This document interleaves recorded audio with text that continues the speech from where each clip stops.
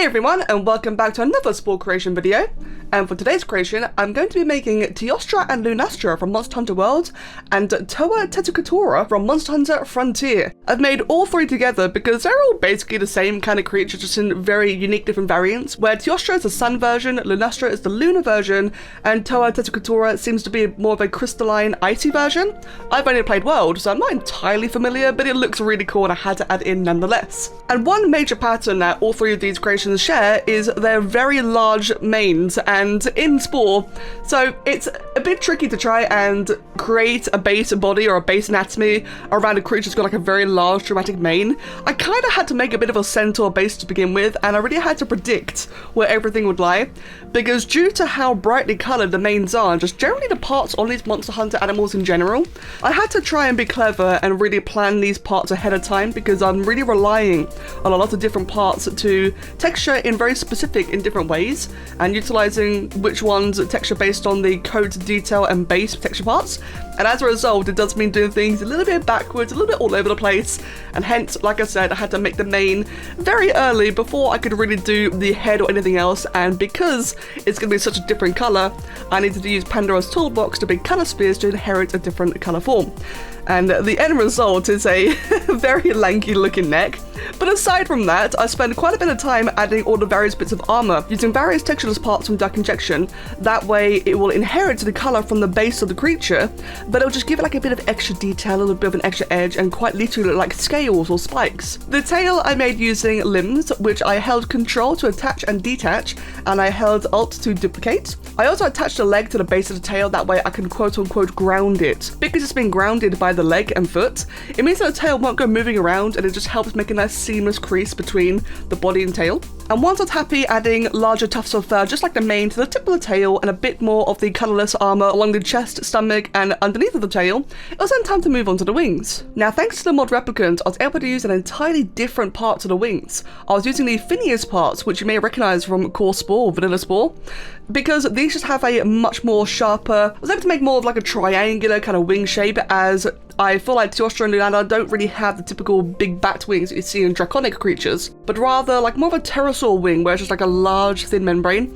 with a very particular shape. And it took a fair bit of nitpicking to try and get the Phineas parts to kind of overlap the way I wanted them to, but in the end I was able to get a very nice large thin, again, triangular kind of shape, and I think it just gives it a bit more personality. Though I did have to fit in a couple of other replicant parts around the membrane to try and kind of finish it off, because there were a couple of gaps and holes here and there, and then added a couple of textureless armor parts to try and distract the eye away from the gaps in the membrane and more to the overall arcing theme. And it also helps make the wings a bit more consistent and look as armored as the rest of the body, since right now the body looks very armored and the wings not so much, until I added this change.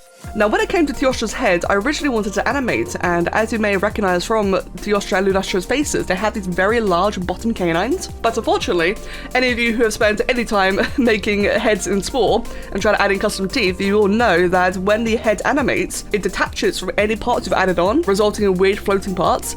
So I did experiment a little bit with one of the leech heads, one of the ones that adds like this really large bottom teeth, but it just wasn't really looking very well in the end. It looked a bit clunky. So while I wanted to animate, I elected to make this from scratch instead. And that does unfortunately mean a non-animating head. But then again though, all the creatures in Monster Hunter, their mouths tend to be kind of open anyway, so it's not really that big of an issue. I started the head with an ethereal razor, added on a couple of nail downs for the big, I'm not sure what you call them, the big cheeky lip things that you see, like the trademark cat face things. I don't actually know what the technical term is. And then added in some great big keratin horns for the canines. I then used one of the blue armor parts, again textureless, to start forming the bottom jaw. Then I used another ethereal razor to define the chin, and then I added on many more keratin horns for the teeth. From this stage I can now start to see how everything's looking together, and this is where I realised that I made the mane and neck a bit too tall, but I'm going to try and make do with it as best as I can. But it's also now time to just start adding more to the mane anyway, because I did not like how it was just really bald, bland looking, just lumps. So I tried to add in a couple of more spheres from Pandora's Toolbox just to give it a bit more shape overall.